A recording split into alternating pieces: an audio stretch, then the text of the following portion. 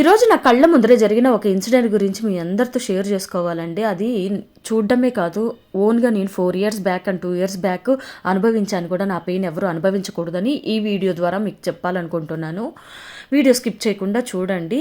మీరు ఆల్రెడీ ఇలాంటి ఇన్సిడెంట్ ఎప్పుడైనా ఫేస్ చేశారా కూడా నాకు కామెంట్ చేయండి. చేయని వాళ్ళు జాగ్రత్త పడండి. నేను పాల కోసం అని చెప్పి ఈరోజు బయటికి వెళ్ళానా, బండి దిగి మేమంతా పాలు తీసుకుంటున్నప్పుడు వేరే అతను కూడా అంటే చిన్న బాబే, ఇంటర్ అలా చదువుతున్నాడు. ఆ బాబు కూడా ఒక పాపను తీసుకొని పాల కోసం అని దిగాడు. మేము చూస్తుండగానే ఒక చిన్న పాప బండి మీద కూర్చునింది కదా, ఆల్ ఆఫ్ సడన్ బండి రైస్ చేసింది. అది ఆఫ్లో ఉందనుకున్నాము, తీరా చూస్తే అది ఆన్లో ఉంది. సర్రని బండి వెళ్ళిపోయింది.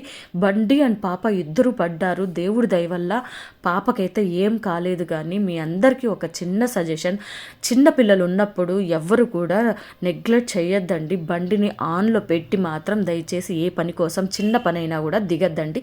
నా ఎక్స్పీరియన్స్ నెక్స్ట్ వీడియో.